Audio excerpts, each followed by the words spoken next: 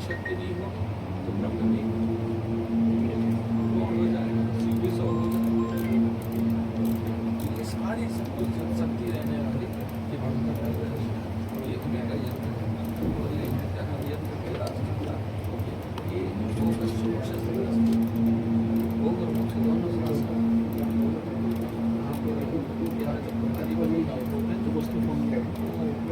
इतने उपासक हो गए जब से दीक्षा लिया है 10-15 साल हो गए उनको आँख बंद करते सरल व्यक्ति हो जाते हैं।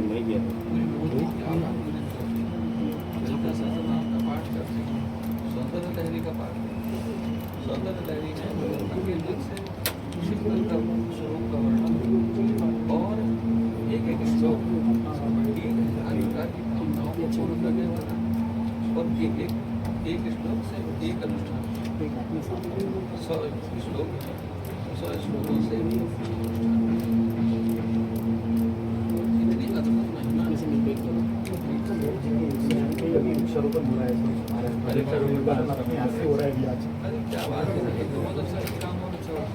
पर्यावरण का मतलब है कि उनके पास में आपके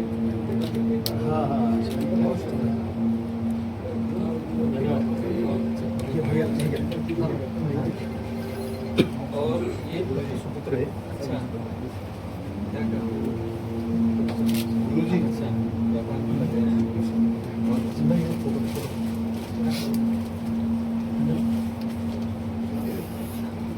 अच्छा जरा पासिंग मत करना, पासिंग करना नीचे से जाइए आप।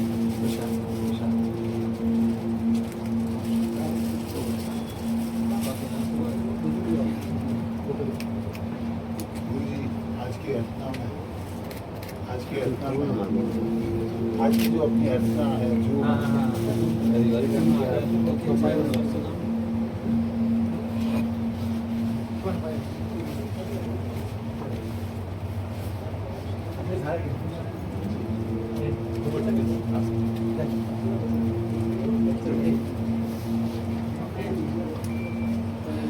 पर्यावरण जो है सर या सर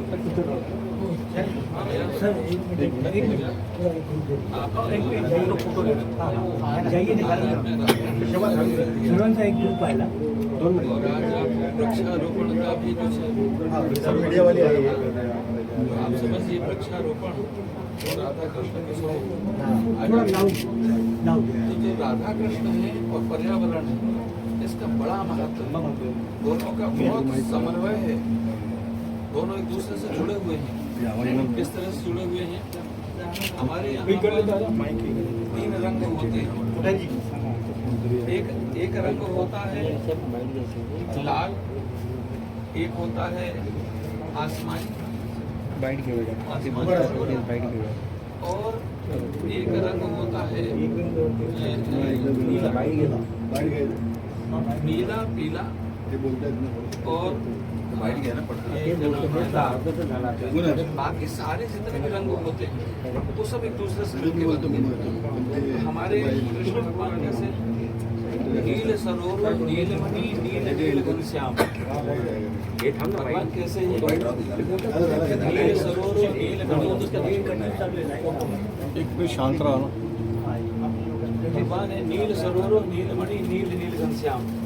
भगवान नीलांबर आसमान और हमारी राधा रानी कैसे जो आपने दिया ये पीत वर्णा नीला भगवान कृष्ण का रंग, पीला राधा रानी का रंग। अब नीला और पीला दोनों को मिला दो तो कौन सा रंग बना? हरा रंग राधा कृष्ण का संयुक्त स्वरूप युगल स्वरूप हरा रंग यानी हरि का प्रिय रंग।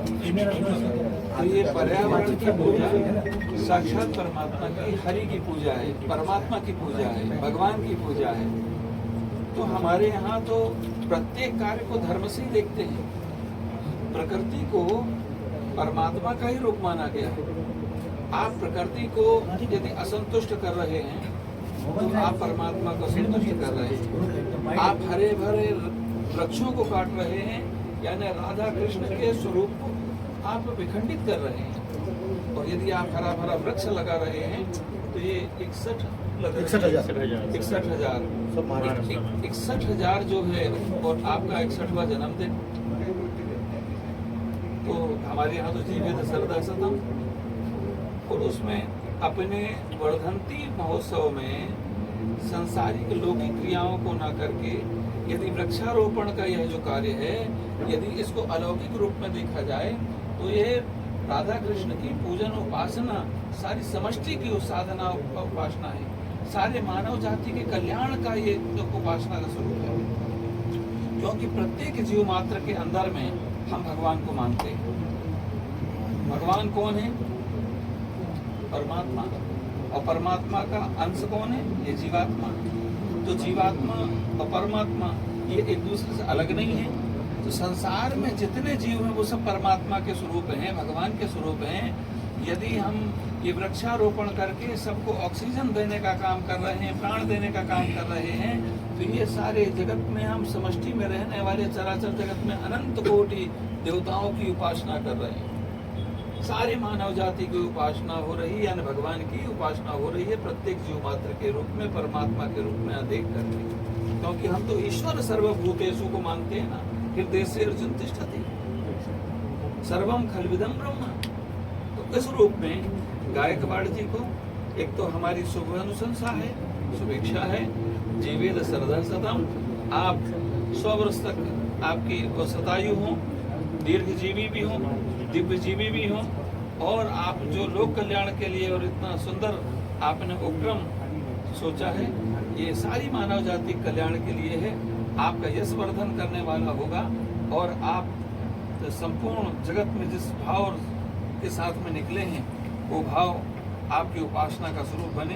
क्योंकि हमारे यहाँ प्रत्येक कार्य को धर्म से ही देखते हैं। जन्म से लेकर मृत्यु पर्यंत तक, प्रातःकाल जब हम जागते हैं तब से विश्रांति तक जो भी कार्य करते हैं उसमें धर्म देखते हैं। तो आज जो आप कार्य कर रहे हैं ये सब धर्म अनुष्ठान है।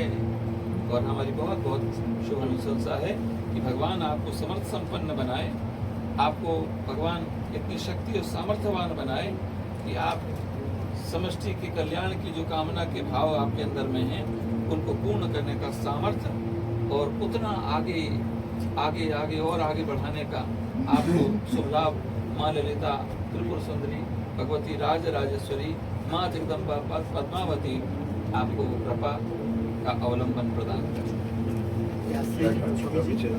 थोड़ा पीछे